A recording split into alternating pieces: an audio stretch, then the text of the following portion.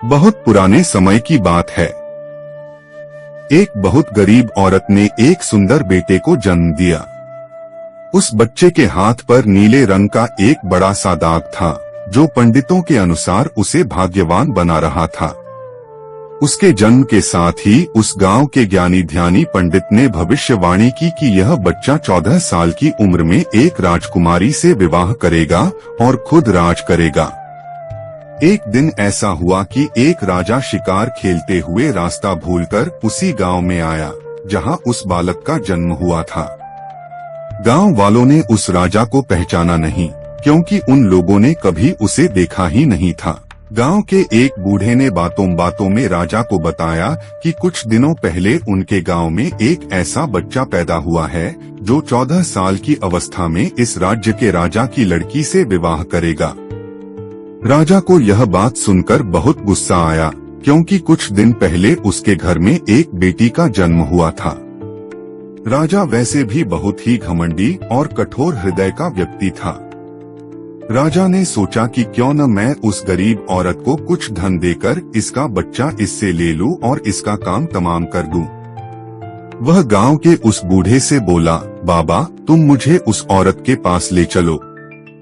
वह उस बच्चे को ठीक ढंग से नहीं पाल पाएगी। मैं उस बच्चे को अच्छे ढंग से पालकर बड़ा करूंगा। बूढ़ा उस राजा को उस भाग्यवान बच्चे की मां के पास ले गया। राजा ने उससे अपना बच्चा देने की विनती की कि यह बच्चा मुझे दे दो, मैं इसे बहुत अच्छी तरह पालूंगा। वह गरीब औरत उसे अपना बच्चा देने से इनकार करती रही। तब राजा ने उसे बहुत सा धन दिया और बोला, इस धन से तुम अपना पेट पालना और जब यह तुम्हारा भाग्यवान बेटा बड़ा हो जाएगा तो खुद ही तुम्हारे पास आ जाएगा। गरीब माँ ने सोचा, चूंकि यह बहुत ही भाग्यशाली बच्चा है, इसीलिए यह अमीर आदमी इसे लेने मेरे घर आ पहुंचा है। सोच विचार के बाद उस गरीब औरत ने अपना बच्चा राजा को दे दिया। राजा ने उस बच्चे के लिए एक लकड़ी का संदूक खरीदा और उस संदूक में डालकर बहते हुए पानी में छोड़ दिया। उसने सोचा कि दम घुटने से बच्चा इस संदूक के अंदर ही मर जाएगा। वह यह सोचकर मन ही मन बहुत खुश हो रहा था कि उसने अपनी प्यारी सी बेटी को उस अनचाहे पति से बचा लिया। मारने वाले से बचाने वाला बड़ा होता है। यही उस बच्चे के साथ भी हुआ। वह लकड़ी का संदूक बहते बहते एक पनचक्की में जाकर अटक गया। उस पनचक्की पर काम करने वाले नौकर ने जब वह लकड़ी का बक्सा देखा तो बहुत खुश हुआ। उसने सोचा कि उस बक्से में जरूर ढेर सारा धन होगा। उसने पानी में घुसकर इस संदूक को बाहर निकाला। जब उसने संदूक को खोला तो देखा कि गंदे से कपड़े पहने एक बच्चा उसमें सो रहा था। नौकर ने सोचा कि यह बच्चा मेरे किस काम का, क्यों न मैं इस बच्चे को पंचक्की के मालिक के पास ले जाऊं। वह जरूर इसे अपने पास रख लेगा, क्योंकि उसका अपना कोई बच्चा नहीं है। ऐसा सोचकर वह नौकर उस बच्चे को अपने मालिक के पास ले गया। पंचक्की का मालिक उस बच्चे को देखकर बहुत खुश हुआ। उसने सोचा कि शायद ईश्वर ने उसकी पत्नी की प्रार्थना सुन ली और इस बच्चे को उसके पास भेज दिया। उन दोनों पति पत्नी ने बड़े प्यार और लगन से उस बच्चे को पालना शुरू किया। जैसे जैसे कह बच्चा बड़ा होता गया, उसके चेहरे पर तेज आता गया। उसे कोई भी देखता तो देखता ही रह जाता। एक दिन एक घटना ऐसी घटी जिसने उस बच्चे के जन्म के समय की भविष्यवाणी को सच्चा सिद्ध कर दिया। राजा किसी काम से उसी रास्ते से बाहर जा रहा था जिस रास्ते पर वह पंचक्की थी। रास्ते में अचानक बहुत बड़ा तूफान आ गया तो राजा को उसी पंचक्की के पास रुकना पड़ा। राजा ने उस सुंदर से युवक को दुकान पर बैठे देखा तो उस पंचक्की के मालिक से पूछा, क्या यह तुम्हारा बेटा है?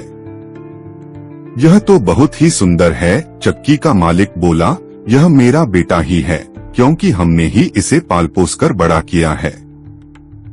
आज से करीब 14 साल पहले यह बच्चा हमें एक लकड़ी के संदूक में मिला था। राजा को पुरानी बातें एकदम ताजा हो गई। उसे चक्की के मालिक की बात सुनकर बहुत आश्चर्य हुआ कि वह बच्चा जिसे वह अब तक मरा हुआ समझ रहा था, अभी तक जिंदा है। उसने उस लड़के को खत्म करने की तरकीब फिर सोची। वह पंचक्की के मालिक से बोला, क्या आप इस लड़के को मेरा एक काम करने की आज्ञा दे सकते हैं? मैं रानी के पास एक पत्र भिजवाना चाहता हूँ। यह पत्र बहुत ही जरूरी है। मैं इस काम के लिए इसे सोने के 2 सिक्के दूंगा। लड़के ने फौरन हाँ कर दी और चक्की का मालिक भी उसे भेजने के लिए तैयार हो गया। राजा ने झट से अपनी रानी को एक पत्र लिखा। उसने लिखा, जैसे ही यह लड़का तुम्हारे पास मेरा यह पत्र लेकर पहुँचे, तुम इसे मरवा देना और महल से दूर दफना भी देना। यह सब कुछ मेरे वापस आने से पहले हो जाना चाहिए। इतना लिखने के बाद उसने मुहरबंद वह पत्र उस लड़के को दे दिया। लड़का उस पत्र को लेकर राजमहल की ओर चल दिया। वह आज तक अपने घर से कहीं बहुत दूर नहीं गया था। आधा राजमहल का रास्ता नहीं ढूंढ सका और जंगल में ही भटकने लगा। शाम ढल चुकी थी, तभी अंधेरे में उसे दूर से रोशनी आती दिखाई दी।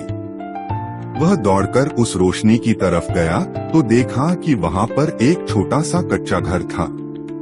उस घर में कोई दरवाजा नहीं था। जब वह उस घर में घुसा तो उसने देखा कि एक औरत आग जलाए बिल्कुल अकेली बैठी है। वह औरत उस लड़के को अपने सामने देखकर डर गई। उसने लड़के से पूछा, बेटा तू कहाँ से आ रहा है और तुझे कहाँ जाना है? लड़के ने जवाब दिया, मैं पास के गांव की पंचक्की से आ रहा हूँ और रानी माँ को यह खत देने जा रहा हूँ, पर मैं इस जंगल में अपना रास्ता भूल गया हूँ। रास्ता ढूंढते ढूंढते शाम हो गई।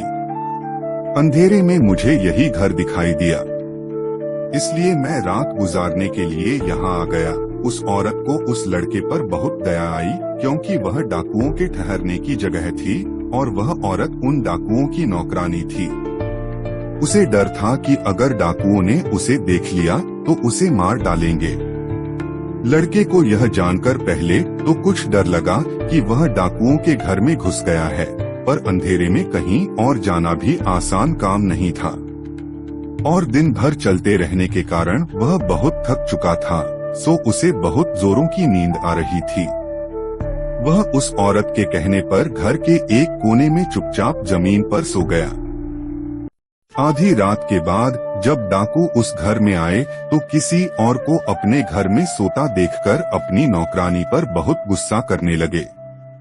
नौकरानी ने उन्हें सारी बात बता दी और वह चिट्ठी भी डाकुओं के सरदार के हाथ पर रख दी जो उस लड़के ने उसे दिखाई थी।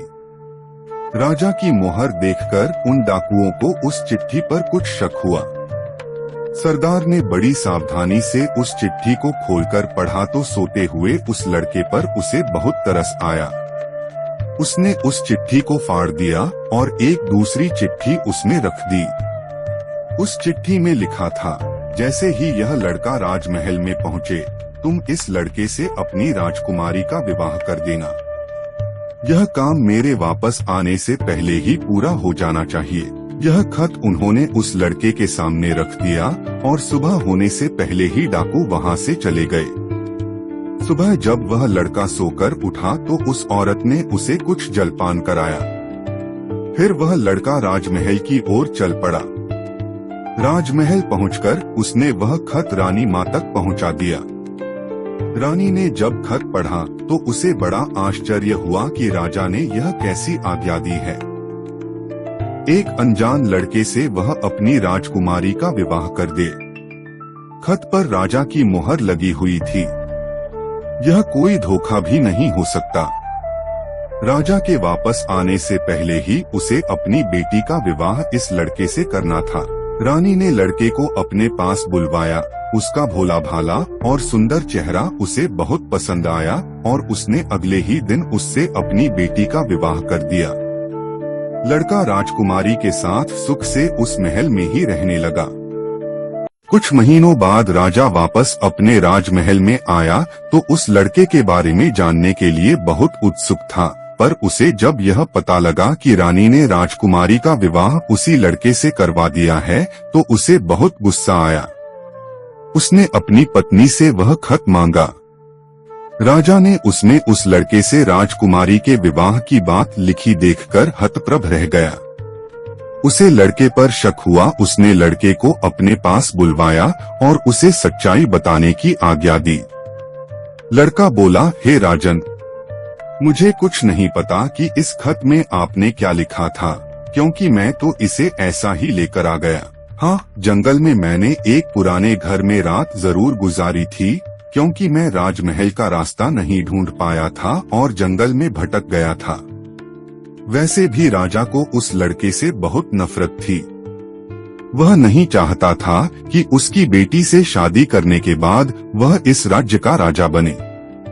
वह लड़के से बोला, मेरी गैरहाजिरी में रानी ने मेरी बेटी की शादी तुझ कंगाल से कर दी है, पर मैं इस शादी को तब तक अपनी सहमति नहीं दूंगा जब तक तू मुझे शैतान के 3 सोने के बाल नहीं लाकर देगा। जब तू ये 3 सोने के बाल मुझे देगा, तभी सही मायने में उसका पति बन पाएगा। राजा ने ऐसी असंभव शर्त इसलिए रखी थी कि 3 सोने के बाल ढूंढते ढूंढते ही यह लड़का कहीं मर खप जाएगा। अब लड़के के आगे राजा की आज्ञा का पालन करने के अलावा कोई और रास्ता नहीं था, क्योंकि अगर वह राजा की आज्ञा का उल्लंघन करेगा तो भी राजा उसे मरवा देगा। इससे अच्छा है कि बाहर जाकर ढूंढने पर शायद वह 3 सोने के बाल लाने में सफल हो जाए। वह अगले दिन मुहंधेरे ही शैतान के सोने के बाल ढूंढने निकल पड़ा।